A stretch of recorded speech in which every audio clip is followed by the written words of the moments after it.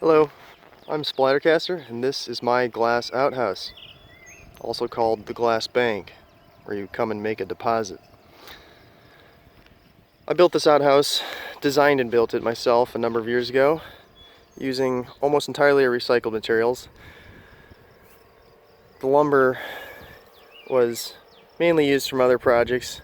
I did end up buying a little bit, but that's back when lumber was cheap. These two large glass panes on either side were torn out of a trailer home with a porch sliding door. And the other two windows and the door were from a contractor who salvaged them out of a job and gave them to me free of charge. So, one thing you'll notice is it is not a nasty pit in the ground, smelly type outhouse. It is a sawdust composting type outhouse, and we'll talk about that in just a moment. But first I'd like to tell you a little bit about how I constructed it. It is just built using 2x4s, kind of like stud frame style, but there's a little twist.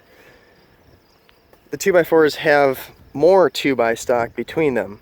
So you've got 2x4, 2x4, and then 2x stock, in this case maybe two 2x6s or something, running vertically, and the net result is like an I-beam.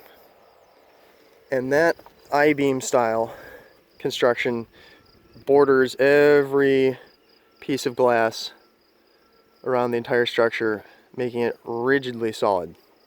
I was worried about the structure being a little too fragile with these large glass panes and maybe having the glass even start doing some load bearing, so I wanted to avoid that.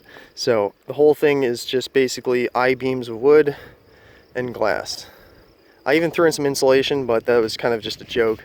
At this point, that's more for sound dampening than anything else, just in case things get crazy in there. So we'll take a quick look inside and see how things work here. One thing, of course, is you've got the curtains, which allow you to customize your privacy or your view. You can sit here and survey the territory if you'd like, or you can close the curtains and enjoy some privacy. So, here's the throne itself, and as you can see, yes, I poop into buckets. And mind you, this is an upgrade from pooping into toilets with fresh water. So,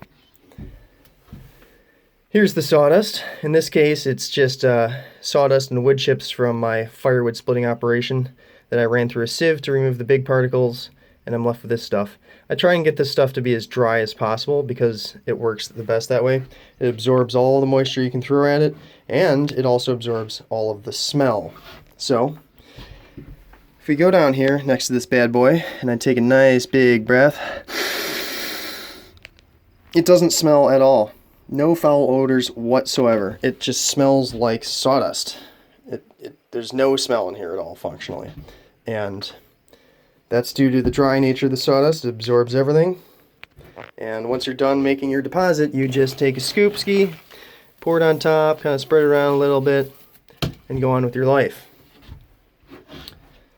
Here's a little instructional sign I made. As you can see, number 1 and number 2 go in.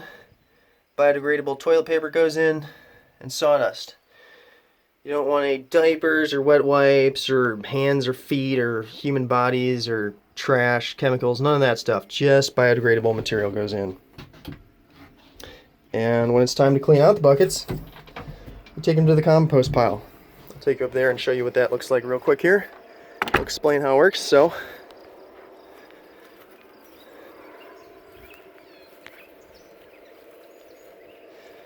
like I say, when it's time to clean, you bring the buckets up here with some fresh water and some straw to the compost piles. Long story short, there is this phenomenon in nature called the carbon-nitrogen cycle. Human feces have a lot of nitrogen, so you need carbonaceous material to balance that out so they can both biodegrade properly. In this case, I'm using straw. You can use really anything that's plant-based, like grass clippings or sawdust, wood chips to a certain extent. Straw works great. So I've got a biological sponge layer of straw, so to speak, so when I'm building these piles I just put down a good 6 inches or more of straw on the bottom and going up the sides in order to help with any sort of runoff issues or water retention. You just pour the buckets in and you add more straw. And you also add water because that's a crucial component to keep the microbial activity going. So what happens here is, as the microbial activity ramps up, the heat rises in these piles. Sometimes rises up to 130, 140 degrees or more. And at those temperatures, human pathogens are baked away in a matter of days or even hours. If you get up to, like, say 150, 160, it's minutes, and any potential human pathogens are just baked out of existence. The same concept holds true with your body when you're fighting off a fever or an infection. You get a fever, your body temperature elevates to 102, 103, and that makes your body a very hot habitat for human pathogens, and they're killed off fairly quickly. Well, maybe not too quickly, but that's one of the mechanisms your body uses to fight infection, is to raise your temperature and makes it inhabitable for these pathogens. Now these pits or these piles get up to 140, and that is significantly hotter than your body during a fever, and that really works well to kill off the pathogens. So yeah, it's really that simple. There's no chlorine, no chemicals, none of that. Once again, if I just go near here and take a nice big inhale, no smell at all. It smells like straw. It doesn't smell one bit. And the only real maintenance you need to do here is just add water to help keep the microbes well fed and well hydrated. If it's raining a lot, then you don't need to do that. But if it's a dry year like it is right now, then it's a good idea to add water. So these pits are left here, piles I should say, for 4 years. So, I mean, reasonably you can expect that over the course of one summer, these will biodegrade to the point where there are no human pathogens left and no recognizable human waste left. This pile's been here for 3 years, and it's just dirt at this point. It's got plants growing out of it. It's just solid dirt. But just to be sure,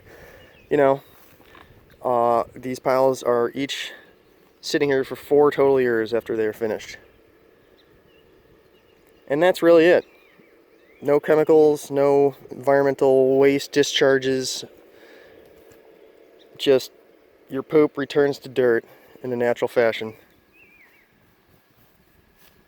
And that is my glass outhouse system. Here's a look at it once more.